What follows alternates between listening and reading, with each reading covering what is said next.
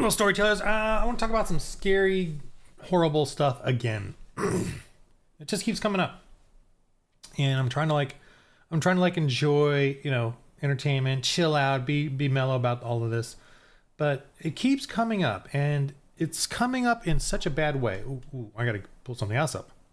I got some stuff to talk about here. So, I am watching, and this is not really to attack this production, because I'm enjoying it. But let me go ahead and go to this. I'm watching Limithron with the Pirate Borg stuff, and I'm not gonna be doing it. I'm just looking forward because I'm enjoying the role-playing games, and I'm enjoying sort of the goofishness of what he's doing here. But I want to go over some stuff here about his NPCs, because it just keeps coming up, again and again. And like he's making, it's very safe for him to make the white men kind of villainous or whatever. This is like supposed to be a lady, so he's doing some sort of trans things here, or he's trying to make sure the woke don't come after him, I guess. And he's not Christian, so I don't really. And he's making Lord Hamilton a villainous kind of character. This guy actually ended piracy by giving him clemency or whatever, and so I don't know if he's gonna do that. But like this one is kind of hilarious. He does this trans Indian where it was a two-spirited Indian, and then it's a male, but now the tribe treats it as a female because of the two spirits, so that's like tran. And then she goes around as a badass killing, but it's like, well, she's still a male, so I don't know what that's all about. But and he's also removing slavery from his game, which is, you can do that. I'm not criticizing that, but slavery was a huge part of the piracy in the Caribbean. So to remove that, but then, he's definitely keeping in the church stuff. And it's a mixed bag as far as what I'm seeing, and that's okay. But like this guy, actually, he's making a Jesuit, like a hidden secret Jesuit kind of cool dude. So that's kind of interesting. That's kind of neat. I appreciate that. But everyone is very like villainous, which is fine. I think that's his theme.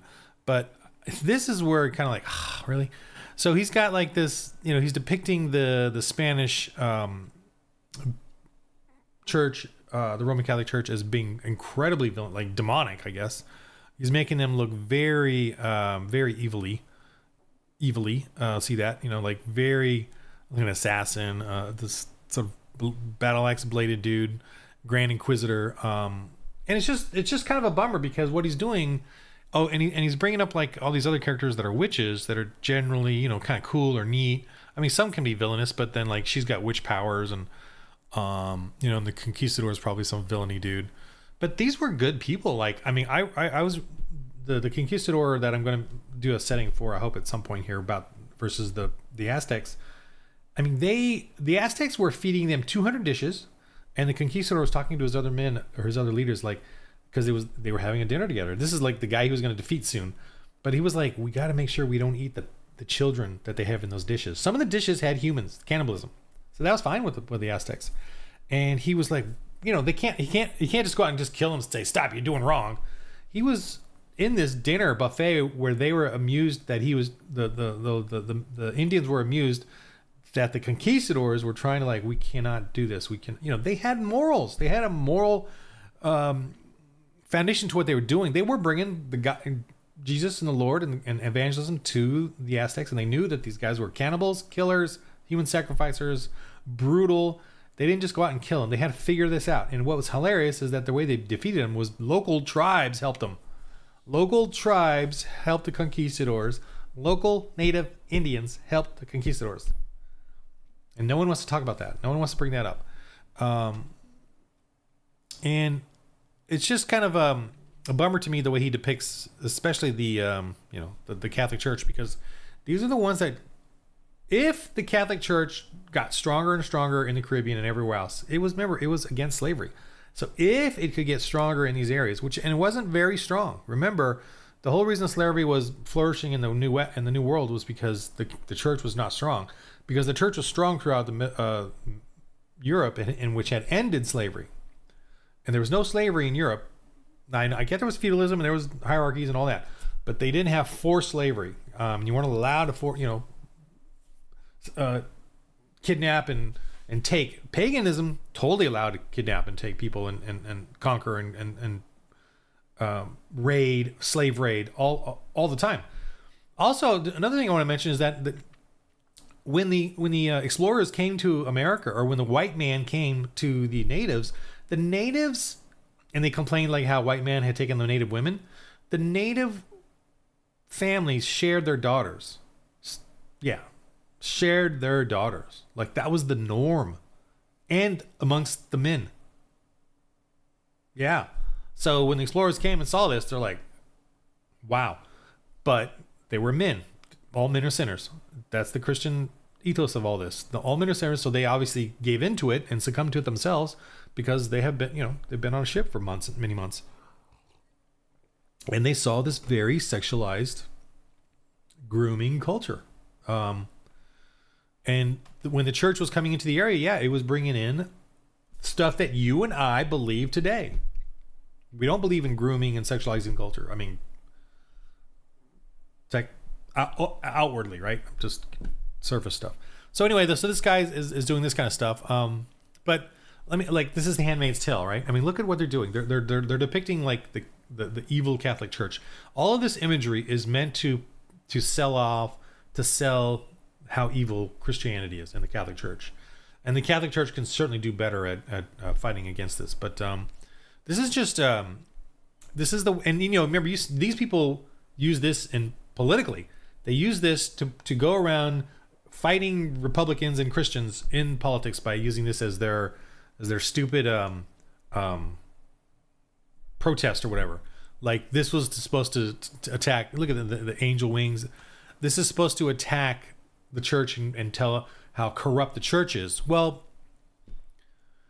here's what the characters were not allowed by law. Women in Gilead are forced to work in very limited roles, including some as natal slaves, and they are not allowed to own property, have careers, handle money, or read. Okay, there's only one religion that does that in the world right now that I'm aware of, and that's Islam. Right? So shouldn't these be burqas? I know that in Iran, the Taliban, Afghanistan now, and in so many places that don't have any semblance of Christianity influence, this is exactly what the women are treated as. And remember, polygamy, the men can have 4 wives. It's in the Quran. So that means they have 4 breeders that can't go to school, can't vote, don't have any rights in Islam, in a theocracy of Islam. That is the norm. Now, if they don't have that, they're not actually following the Quran then. But that is not, in the Bible. By the way, in the Bible, there's no like instructions on like prearranged marriages. Like there's no description of that in the Bible that I'm aware of. I know there's like parents wanting their children to marry certain people, but there was never like, you have to, any of that. There's not. I've read it 4 times now. I've never come across that. I think 4 times, maybe 5. I've never come across that. There's one where I think Laban, or I can't remember the trivial names, but he wants a wife, and the dad gives him the fake, the ugly girl first kind of thing. But there's no like forced marriages rearranged. He asked for a girl, and he asked for the father for his daughter in marriage, but then the father wanted to marry the older daughter, so he tricked the son, the man, and give him his older. But that's not a prearranged marriage. That's not agreed upon or anything. And the woman, obviously, the girl, obviously, I think, wanted to marry the man anyway. The point being, there's no like I know in paganism they have prearranged marriages, like in the Indian tradition and blah blah blah, and a lot of the East Asian traditions, but that's not in the Bible. And this too, American Horror Story shows horrifying, scary nun imagery. They do this all the time.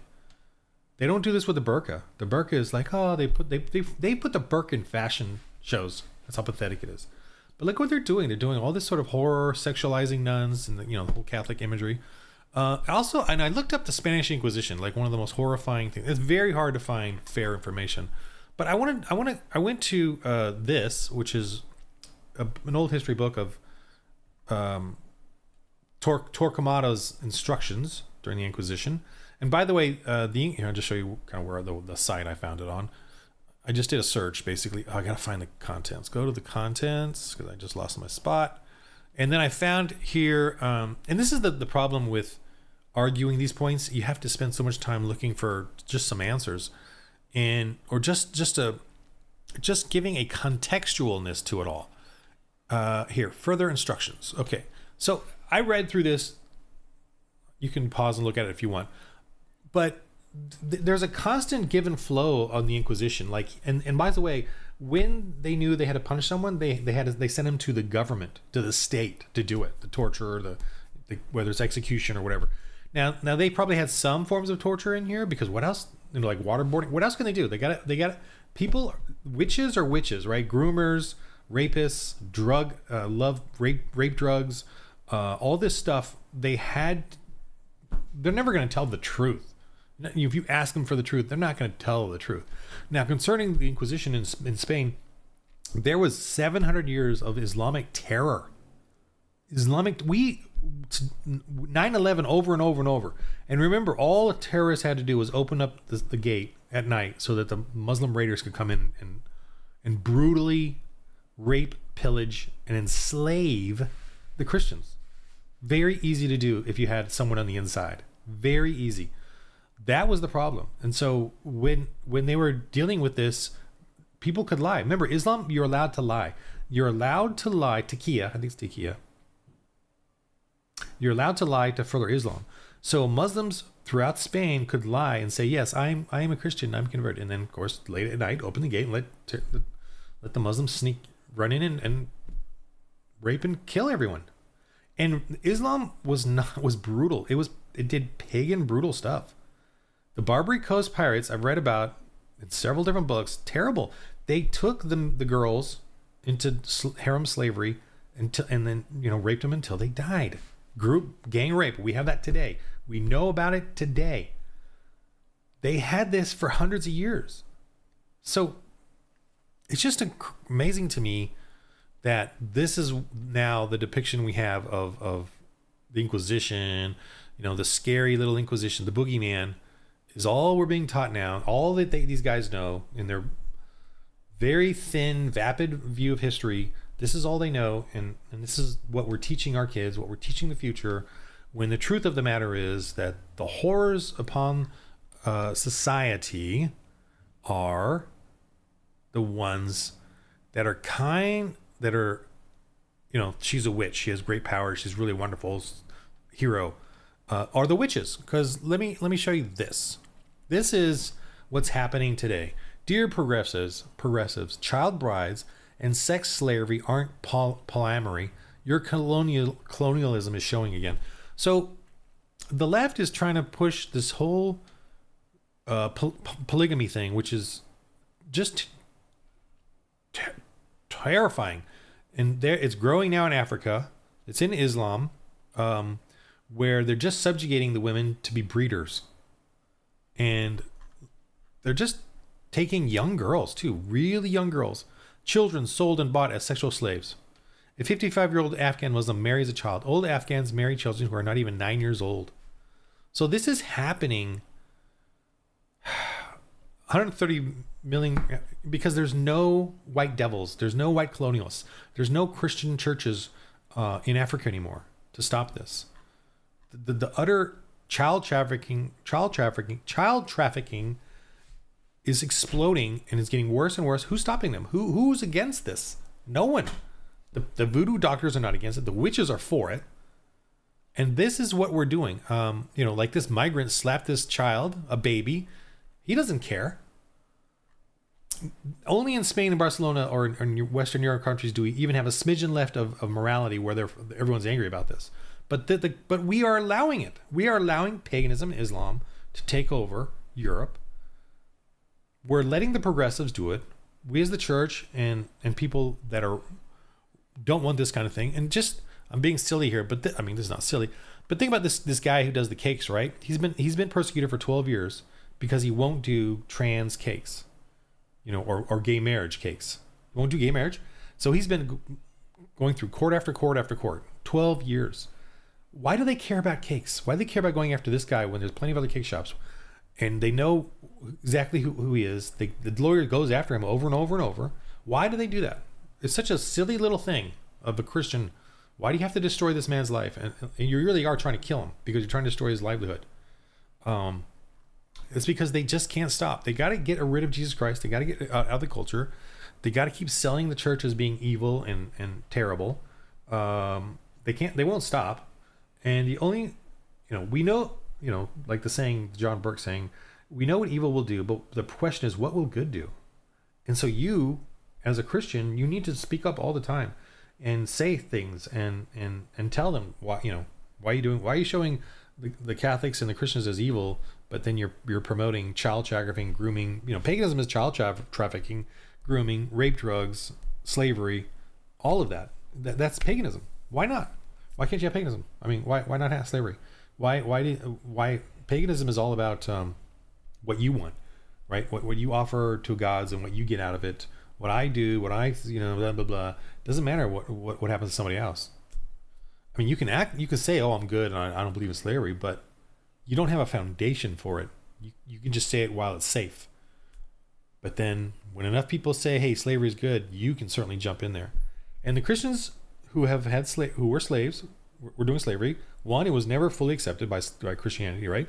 Because the Christendom was Europe, and so Europe never accepted the slavery that was going on in the New World by the powers to be, by the rich, by the state. The state was the one saying, yes, let's have slavery over there, because the church was not yet powerful enough to end it. And then finally, the abolitionists was a Christian movement, was a church movement. And the Civil War was a church movement. And when it finally ended, it was Christians, the dude, the same, wrote Amazing Grace, and, in that movement that got the English to stop it. And, finally got the Spanish and Portuguese and all them to stop it. But it took us a while. It took us 300 years, as opposed to the 4,000 years of pagan atheist history before that and during. Never stopped it. Never stopped slavery. Never ended it. Remember, Christians, the epitome of their slavery was that 300-year period where it started slowly, then it kind of accelerated, and then for 100 years it was fought. It took 100 years, but during that 300 years, to fight it, and Christians fought other Christians to end it, plus pagans and atheists. Christians fought to end it. Christians died to end it. So it is disappointing to see, every time I try to do something, see something fun or enjoyable and lightweight and silly, that they got to always put in this sort of anti-Christian creed in there, screed, and like the Pirate Borg thing, he puts in a couple of sort of good Christian, like loners, Jesuits or something, but overall he's just like, oh, let's make these evil things here, and it's just, that's not depressing. It's just like, again, so I gotta make my videos then and state my opinion on it and state my view, my viewpoint, because I have one. I get that one, freedom of speech, yay. So that's what I'm doing. And For the Lord RPG is all about, us creating a game, because we should have a game, right? One little game out of 10,000 games out there that is where you actually play a Christian. Paganism is a real world religion, by the way. Paganism is a real world religion. In case you didn't know. Making up gods and then worshiping those gods and giving them offerings is a real world religion. It's very effective. It permeates throughout history. It is huge. The witches say we have a renaissance today, and that's a real world thing, witches. And that's a real world thing. Witches are a real world thing. So if you have those in your game, you have paganism, which is a real world religion. Fantasy or not. Whatever it is. If you have witches in your game, if you have made up gods in your game, that's a real world religion. So, hey, there's another one called Jesus Christ. Go forth. So do it, guys, Christians. I'm telling you, as a Christian, you need to do it. You need to put Jesus Christ in your games. My suggestion, though, is to be nice, is that you should keep playing your games to have fun, fine, but start a For the Lord RPG game, or a whatever, fine, steal my ideas and make your own, whatever. A Christian role-playing game, though, where you are an evangelist and planting churches. Start that game. Yeah, and in your other games, yeah, people are not you're gonna lose players, right? Friends, I don't know. Well, there you go. There's your answer. Your faith or your comforts, whatever you want. It's up to you, I guess. In this world. So yeah, we got to bring the church back to the culture. I mean, gotta or not gotta. we should want to, right? If you're of the Lord Jesus Christ, his bride is the church. You and I should desire and love and enjoy bringing the church culture to the world. Now, they can take it or leave it, but you should love doing it. And that's what I love doing. And that's what I am doing. And that's why I'm doing this and having fun at it. And I'm just trying to get it across to you. I'm trying to break that wall that you're holding on to, because I held on to that too. I held on to that wall, that sacred cow of D&D and all that. I loved D&D and Star Wars RPG and all that.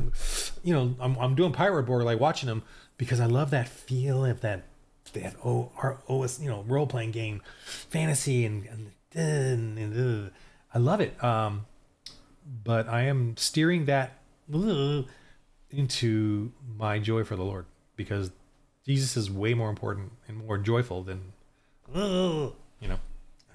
so, all right. In the game of life, man, start a For the Lord RPG game. I will help you. Contact me. I will give you whatever you need. I'll do a little Zoom call, whatever. I need GMs out there, grand ministers, to start your own ministry. Once you get this game, you can do your own homebrews, do your own things. I will never take the game away from you. Evangelism, church building. That's the game. Getting kids. You get kids to speak the word, and they want to speak it in the game. And imagine that. If they do that over and over and over, they want to speak the gospel in the game. They want to. It's hilarious and fun and joyful, and wonderful. And then they're going to start thinking about that for their own lives. Imagine that. All right. I'm going to make a video on that one, because that one's... I have had, I don't know, like 8 kids so far. I don't even, and that was every session with every kids that I did get involved in, in this. They spoke the gospel terribly, but they did it, and it was wonderful. And it's a joy to see them like, oh, I have to think like this. Never thought like that. Never thought like that. I gotta make a video on this. That's a wonderful positive video. Anyway, in the game of life, roll holy dice.